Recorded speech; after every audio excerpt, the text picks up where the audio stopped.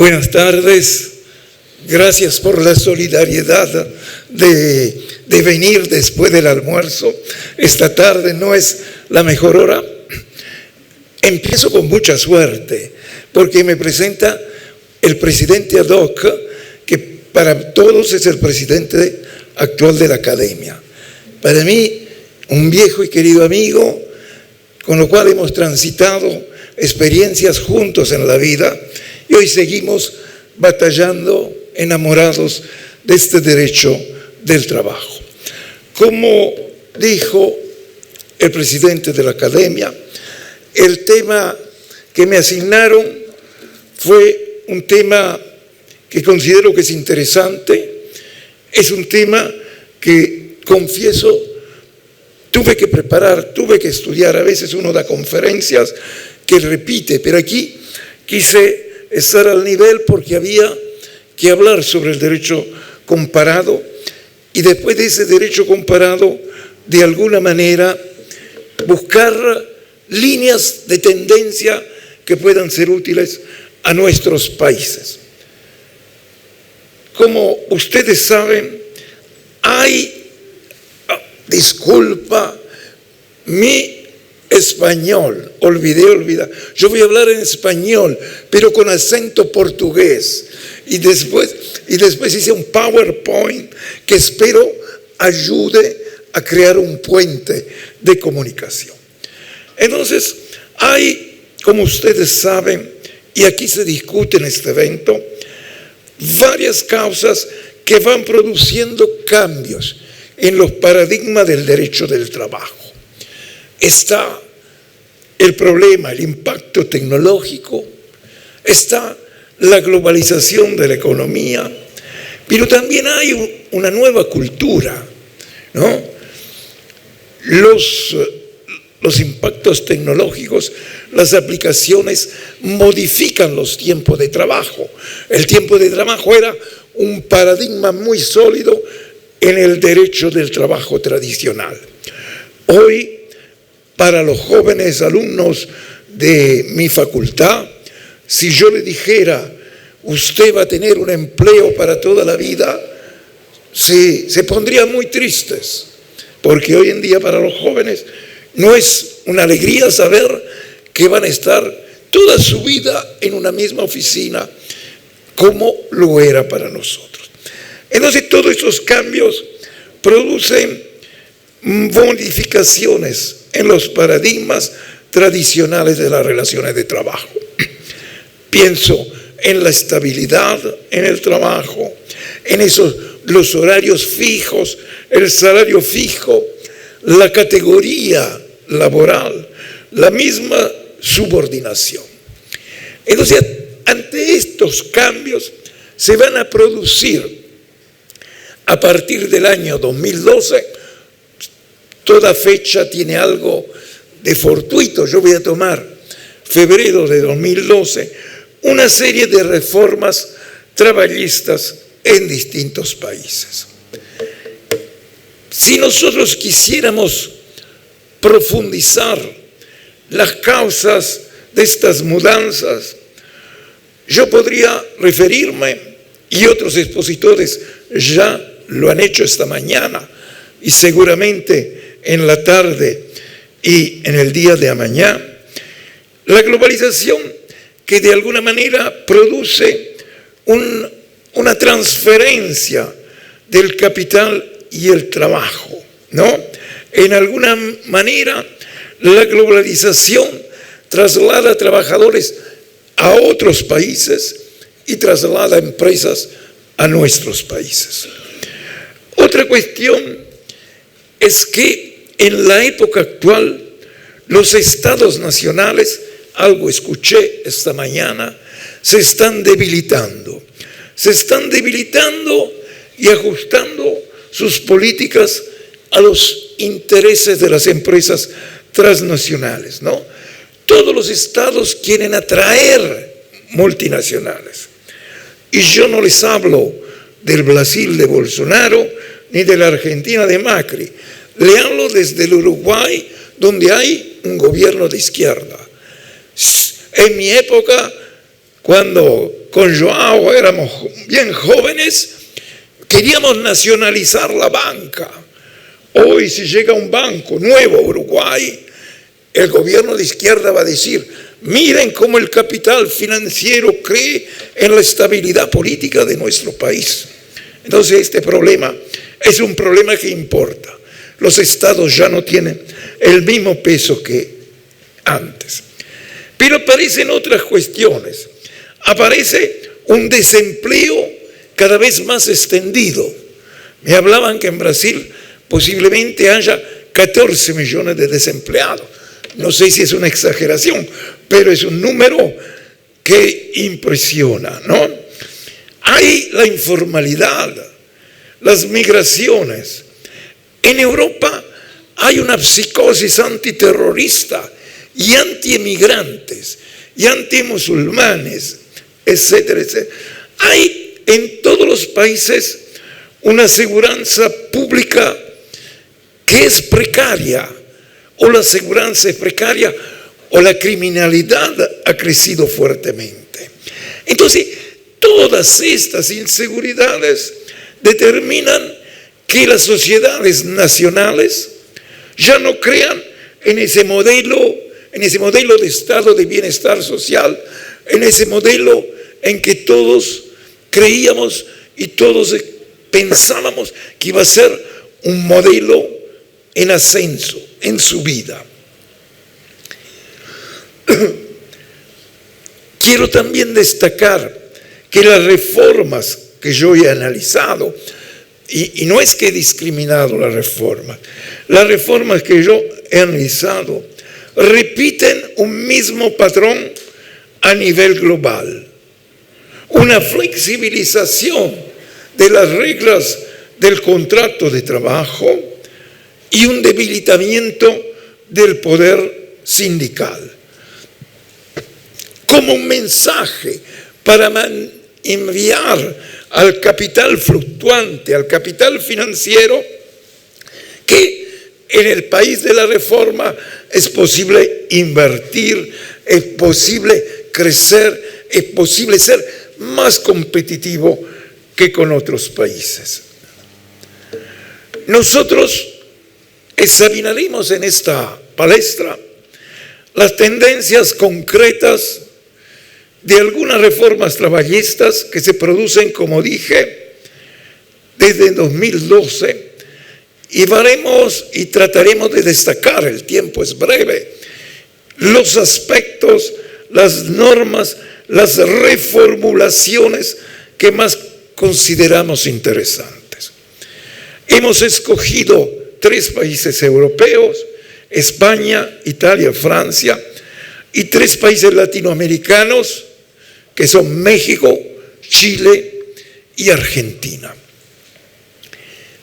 Obviamente hay una reforma muy importante, que es la reforma Temer en Brasil, pero he considerado deliberadamente de dejar de lado la reforma de Brasil, por entender que en este caso yo no tengo la autoridad ante ustedes para opinar en un congreso de la academia. Sobre la reforma de Brasil yo no vengo a hablar, vengo a escuchar. Muy bien, empecemos por la reforma española, una reforma que se produce el 10 de febrero de 2012.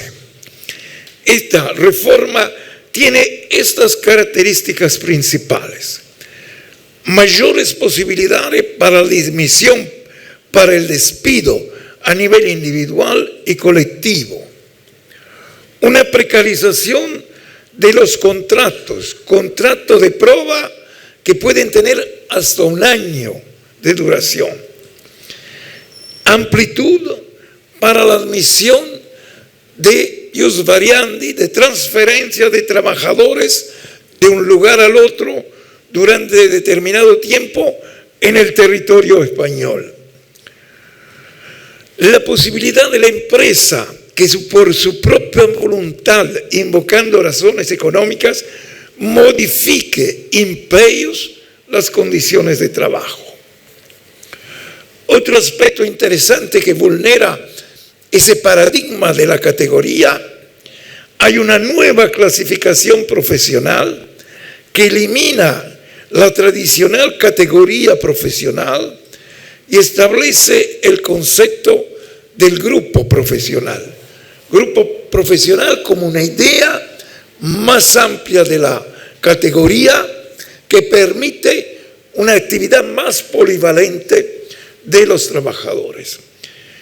Y en la reforma española, los acuerdos de empresa van a tener prioridad sobre los convenios, las convenciones provinciales o sectoriales. Finalmente, la empresa, siempre por motivos económicos, puede solicitar ella, sin necesidad de la organización sindical, de desligarse del convenio colectivo de actividad. El segundo país que nosotros hemos analizado es en Italia. Yo por mi acento habrán entendido que algo de italiano tengo. Y los que tienen algo de italiano siempre tienen un complejo que nunca saben hablar bien el inglés, ¿no? Y yo he estudiado toda mi vida inglés, nunca. Y entonces en Italia en 2014, 2015 se aprueban unas leyes que se llaman jurídicamente Jobs Act. Es decir, el complejo del italiano de no saber inglés hace que se bauticen estas leyes con un nombre inglés, con un anglicismo. Entonces aquí nosotros vamos a ver que se repiten patrones. La flexibilidad de las emisiones, contratos temporarios, pero que pueden llegar hasta 3 años, son contratos que no tienen estabilidad laboral. Aparece aquí el contrato intermitente o por llamada, ¿no? Y en las normas se establece que hay 2 tipos de contrato intermitente o por llamada. El contrato simple, en que el trabajador puede contestar o no a la llamada, puede contestar, responder o no a la convocatoria y solo le pagarán el tiempo efectivamente trabajado. Y después está el contrato intermitente o por llamada con la obligación de disponibilidad. Entonces el trabajador va a cobrar por el trabajo efectivamente realizado, pero además va a tener una retribución que es en este momento fijada por el Ministerio de Trabajo, más o menos unos 200 euros, para estar siempre disponible. El trabajador, cuando llame, el empleador tiene que responder enseguida. Aparece una nueva forma contractual, el contrato por proyecto, por resultado. El contrato no está vinculado al tiempo de trabajo, sino al resultado. Aparecen o reaparecen amplitudes para el contrato de aprendizaje, que en realidad el contrato de aprendizaje es un eufemismo para vestir a un contrato laboral de más precariedad. Y finalmente hay esta expresión que parece de una gallina, co, que quiere decir contrato de colaboración coordinada, donde aparece una idea muy interesante y muy peligrosa. Aparece la idea del concepto de colaboración que va sustituyendo el concepto de subordinación.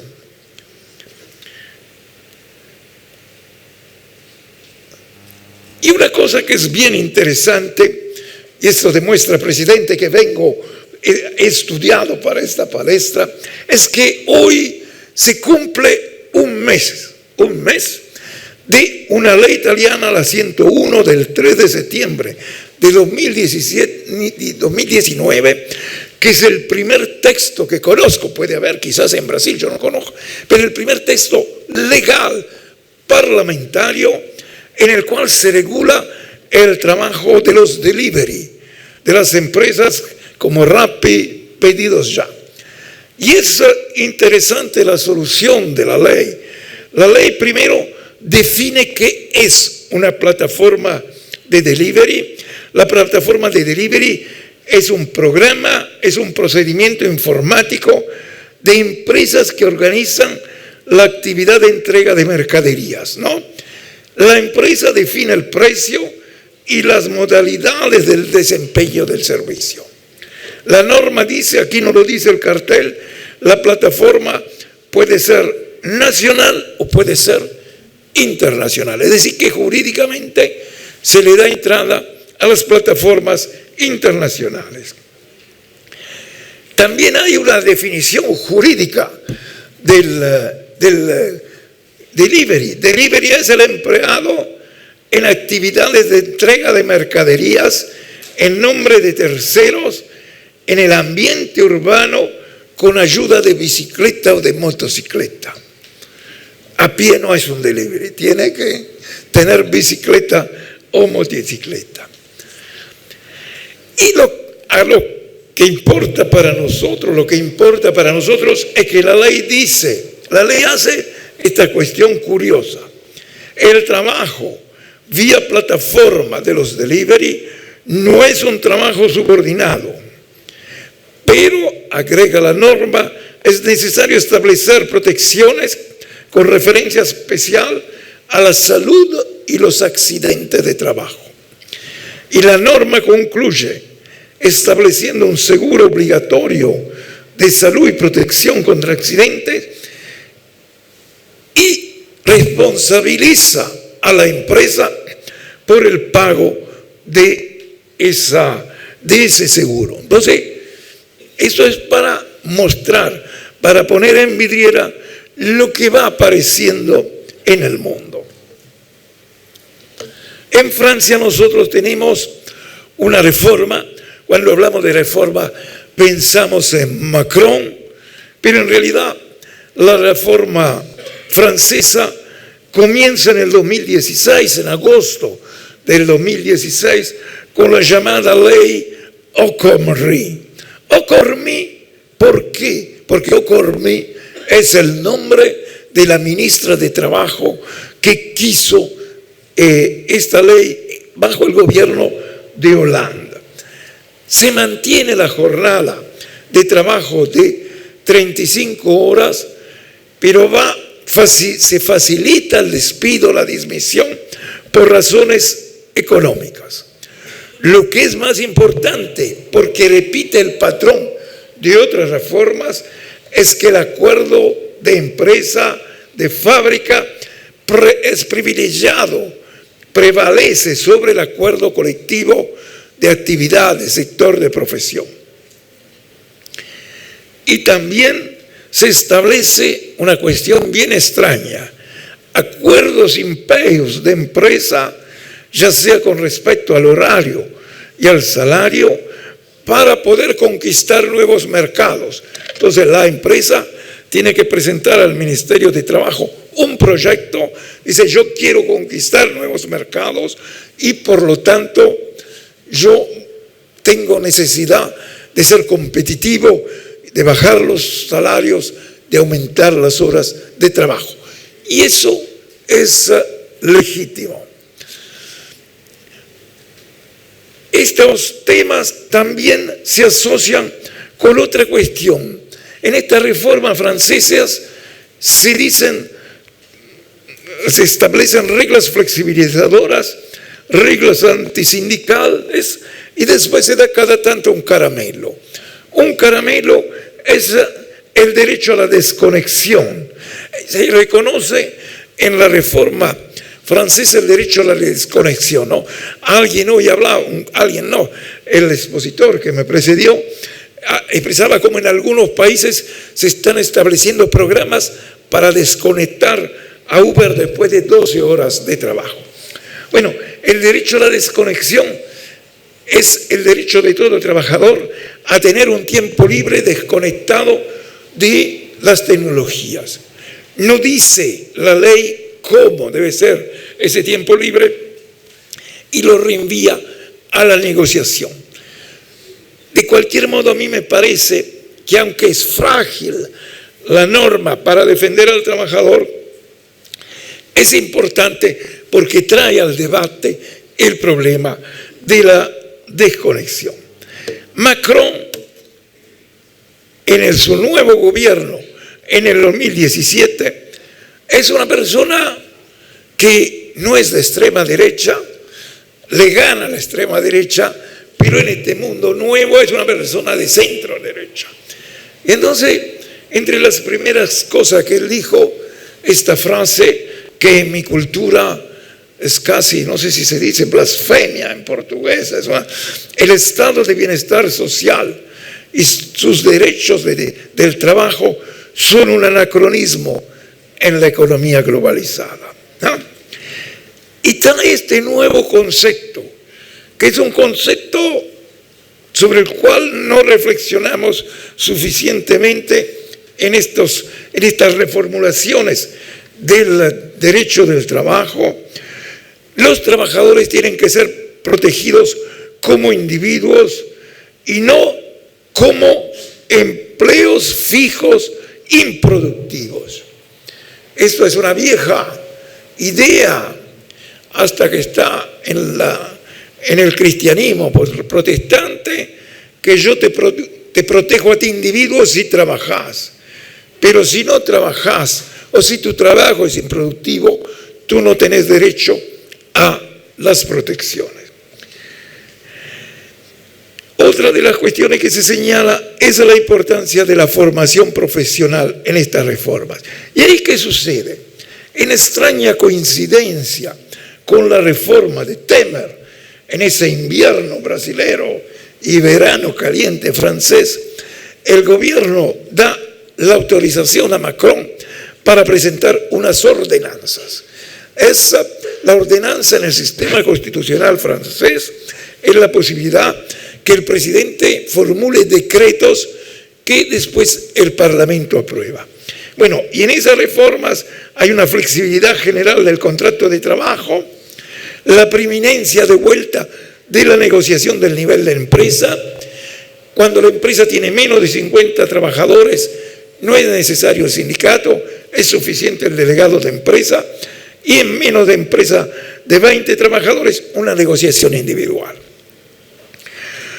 Yo no quiero ingresar en los temas de ustedes de Brasil y del problema de las organizaciones sindicales, pero evidentemente también la reforma de Macron pudo ir adelante porque había un sindicalismo francés fragmentado, dividido.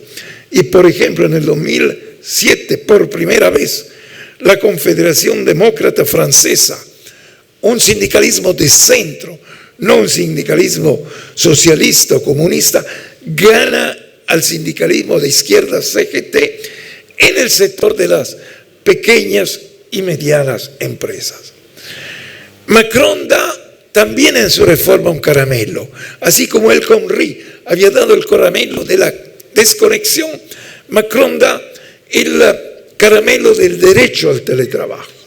Pero no es el derecho al teletrabajo que puede tener cualquiera de nosotros que trabaja para el exterior, para lo que sea.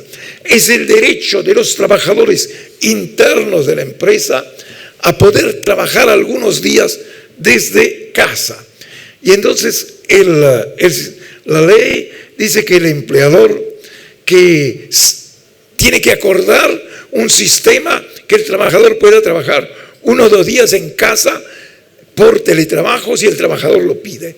Y si el empleador dice no, hay una posibilidad de ir al Ministerio de Trabajo. Las reformas en América Latina son de pequeño espesor, no son importantes, salvo la reforma de Brasil, por supuesto. En México se flexibiliza el contrato de trabajo, se eliminan tribunales del trabajo que se llamaban tribunales de conciliación y arbitraje, en lo cual intervenía como un juez y un delegado de empleadores y de organizaciones sindicales.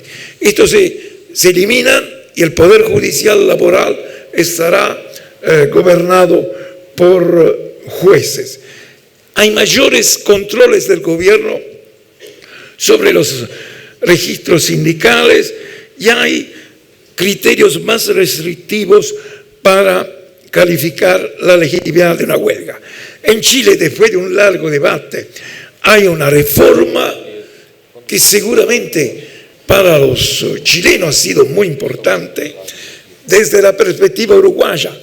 Es una reforma que no logramos bien entender en su dimensión, también porque, siempre desde una perspectiva personal y uruguaya, Chile, si bien ha tenido gobiernos alternados de izquierda, derecha, consideramos que tiene un sistema de relaciones laborales de alguna manera frágil, donde, por ejemplo, está prohibida, si no ha habido cambios, la negociación a nivel de actividad, pero cualquier cosa, el profesor Tapia me corregirá.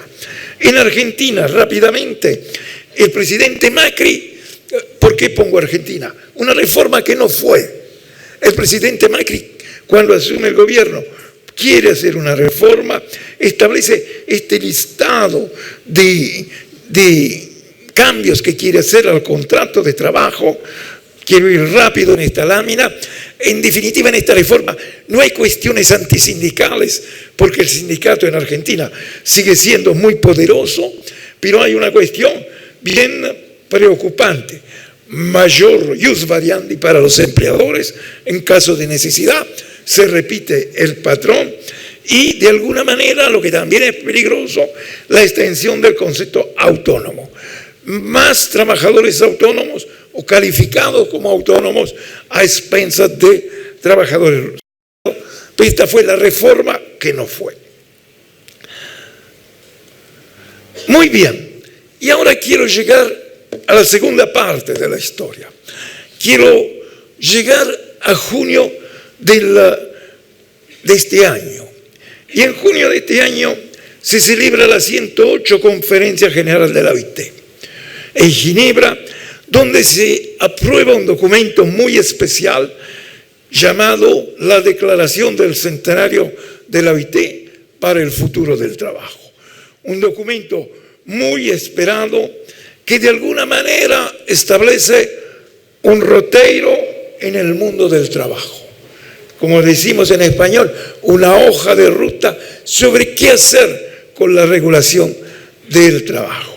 Y aquí nosotros vamos a ver ideas contrarias a las ideas de las recientes reformas traballistas que vimos en Europa y en América Latina. ¿Cómo nace esta historia? Esta historia nace en agosto del 2017, que se crea una Comisión Mundial sobre el futuro del trabajo. Es presidida por el primer ministro de Suecia y por el presidente de África del Sur.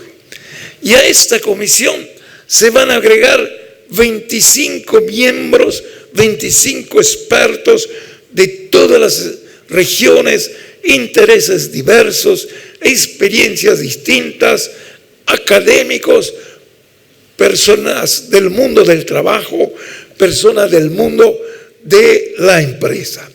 Y todos con una única perspectiva: cómo imaginar un futuro con un trabajo mejor.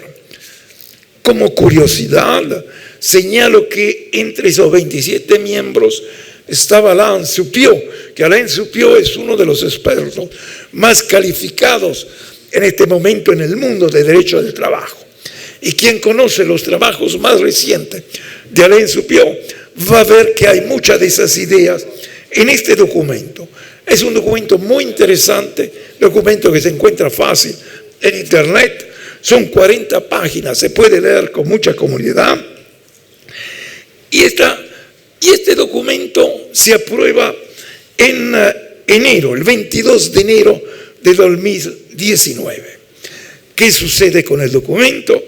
El documento va al Consejo de Administración de la OIT, se comienza a negociar, están los representantes de los estados, de los empleadores, de los trabajadores, y entonces de esas reuniones del Consejo de Administración va a salir un proyecto de declaración que llega a la 108 Conferencia de Ginebra. Y de ahí todavía va a haber una nueva discusión, con lo cual va a haber una declaración de 4 o 5 páginas muy concretas. En esa declaración, ¿qué sucedió? Se cortó muchas cosas que estaban afirmadas en ese documento de la Comisión Mundial, ¿no? Y entonces es como cuando uno dice la media botella llena o vacía. La botella llena de la Comisión Mundial del 22 de enero, de llena pasó a la mitad, pero la mitad está.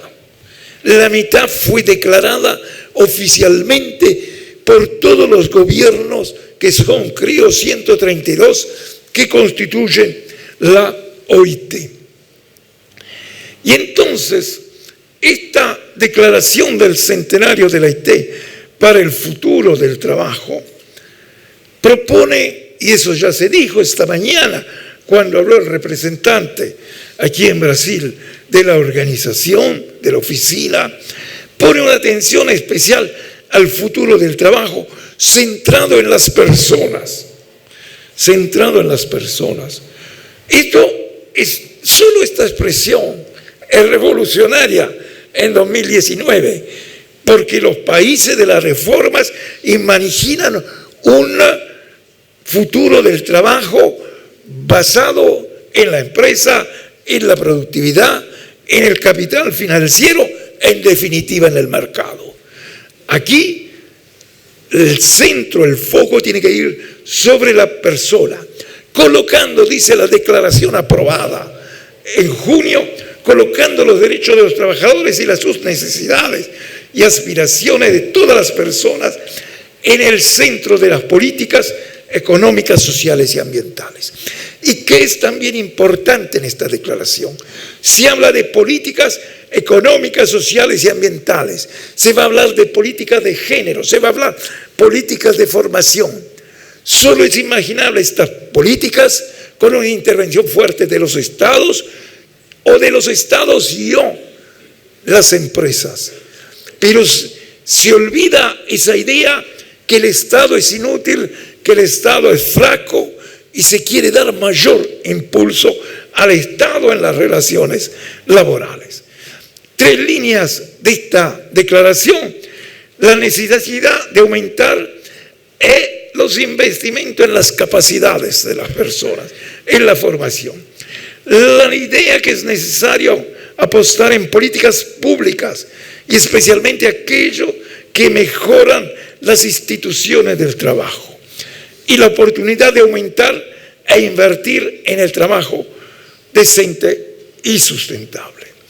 Y aquí yo voy a señalar, he dejado en el Power algunas cosas que simplemente indica la reforma: cumplimiento efectivo de la igualdad de género, promoción de un sistema eficaz de aprendizaje, acceso universal a la protección social general y sustentable, respeto por los derechos fundamentales, derecho a un salario mínimo adecuado, etcétera, etcétera. Esto es importante. Esto no está dicho en las reformas, en la reformulación de la regla del trabajo. Estas son novedades, ¿no? Y entonces también se habla en la declaración de la aplicación de políticas públicas que garanticen la privacidad y de la protección de la información personal. La privacidad, otro de los grandes temas hoy en día en crisis del mundo del trabajo, y que permitan responder a los desafíos y oportunidades en relación a las transformaciones digitales. La declaración está atenta a estas transformaciones digitales, inclusive aquellas que se realizan por plataformas en línea, dice la declaración. Entonces, yo creo que es importante señalar en este debate, en este argumento que me toca expresar, que hay, así como hay esas reformas que responden a esos padrones flexibilizadores y antisindicales, también hay una reformulación de un nuevo derecho del trabajo, con criterios nuevos, con principios nuevos. Pilar Rodríguez, que el presidente ha querido con tanto afecto y cariño, le agradezco recordar, decía: el derecho del trabajo es un derecho en constante formación.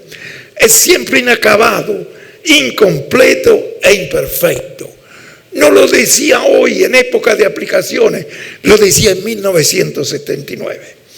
Entonces también, primer mensaje, no pensemos en un derecho del trabajo inmutable. Eso ya no existe. Yo en esas cuestiones quiero ser preciso. Creo que el derecho del trabajo tiene que ser reformulado. Un derecho que solo respetara los paradigmas del modelo taylorista-fordista sería, como otras veces he dicho, como una caja de herramientas donde hay un martillo, destornillador, una tenaza, y yo con eso quiero arreglar mi computadora. No, no puedo. Para arreglar la computadora se necesitan otro tipo de herramienta. Pero así como esto es verdad, también es cierto que en tiempos de flexibilidad el derecho del trabajo conquista nuevas regiones, conquista nuevos espacios de tutelas, mayores protecciones relacionadas a la igualdad y la no discriminación en todas las cuestiones importantes de género, políticas traballistas antiasedio, sea un asedio sexual o sea un asedio moral en el ambiente de trabajo, trascendencia de los derechos constitucionales inespecíficos, que son los derechos inespecíficos, ustedes saben, son esos derechos que están previstos en la Constitución para todo ciudadano, pero que el ciudadano cuando entra en el trabajo lleva esos derechos, el derecho al honor, a la privacidad, a su imagen. Políticas de inclusión de trabajadores de grupos vulnerables, una nueva región en la cual se afirma el derecho del trabajo, personas vulnerables por razón de raza, por razón de deficiencia física o psíquica, personas a las cuales se otorga la libertad de poder escoger en el trabajo su identidad sexual. Y hay también una nueva atención a la protección de la integridad psicofísica del trabajador y a las obligaciones del empleador con relación al ambiente de trabajo. Entonces, creo que en este sentido es importante señalar esto. No se ponga nervioso, presidente, en 7, 8 minutos he terminado, prometo, así mantenemos los tiempos. Es importante un segundo aspecto. En la conferencia del 2019 del centenario de la OIT será famosa por la declaración del centenario, pero también porque se aprobó el Convenio Internacional del Trabajo número 190. Eran 8 años que no se aprobaba ningún convenio en la OIT, cuando la tradición era que por lo menos se aprobara un convenio por conferencia. Y este convenio es un convenio que abre nuevos espacios de tutela, eso que yo decía, las nuevas regiones en materia de violencia y asedio en el trabajo, ¿no? Entonces, no voy a hablar de ese tema porque si no saldríamos de los 8 minutos, pero quiero destacar algo importante. La OIT, los convenios internacionales del trabajo en general, probablemente hay alguna excepción, pero en general siempre fueron pensados para el trabajo subordinado. En este convenio 190, la OIT rompe el techo de la subordinación y extiende las protecciones a todos, a los trabajadores asalariados, por supuesto, pero también dice el convenio otras personas en el mundo del trabajo, y hace escrito, ven como personas que trabajan, cualquiera sea su situación contractual, personas que están en entrenamiento, voluntarios, personas que procuran empleo o se candidatean a un empleo, porque puede haber asedio también en los centros de colocación de empleo. Y dice también el convenio 190, será aplicado a todos los sectores, públicos o privados, de la economía formal o informal, en las áreas urbanas o rurales. Entonces, más allá del contenido del convenio, el asedio y la violencia, me parece que esta expansión habla de una vocación de la OIT hacia esas nuevas regiones del mundo del trabajo. Entonces llegamos a las conclusiones. Las conclusiones son que, a mi entender, después de haber cumplido con el deber de preparar la palestra que el presidente afectuosamente y honrosamente me encomendó, yo creo que vivimos una época del derecho laboral donde hay vientos cruzados, hay vientos de las reformas que van de este a oeste, pero atención, hay también nuevos vientos que van de oeste a este, vientos que tutelan a la persona del trabajador en su género, en sus derechos constitucionales, en su profesionalidad, en su honor, y que se extienden no solo a los trabajadores subordinados, sino a todos los trabajadores. En este sentido, la conclusión final que yo quiero, con la cual quisiera contribuir en este convenio, que aquí nosotros estamos enfrentando, los que estamos en esta sala y en otros países del mundo, un gran desafío. Es el desafío del jurista, del académico y principalmente del juez, que deberá aplicar las reglas flexibles de las reformas del trabajo, pero no sin desconsiderar las protecciones de los derechos fundamentales del individuo, ampliamente reconocidos en otros textos jurídicos de carácter nacional e internacional. Si una reforma va a dar al empleador una amplitud de derechos del ius variandi, ese ius variandi seguirá siendo ilícito si es ejecutado con discriminación, con arbitrariedad, sin una causa razonable. Yo escuchaba esta mañana a la académica Teresa Asta cuando decía que hay que examinar, o que las sentencias deben tener una coherencia sistémica. Bueno, yo creo que es esto. Estamos con un mundo, con un viento que viene desde allá y otro viento que viene desde aquí. Y nosotros, los juristas, tenemos que complementar esos vientos.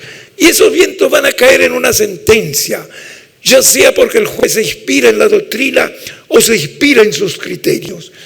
Y será una tarea difícil, porque el juez deberá necesariamente asumir una función de contención y limitación de cualquier exceso de flexibilidad. Por lo tanto, como digo al final, el desafío es tratar de posar el avión con vientos contrarios. Gracias.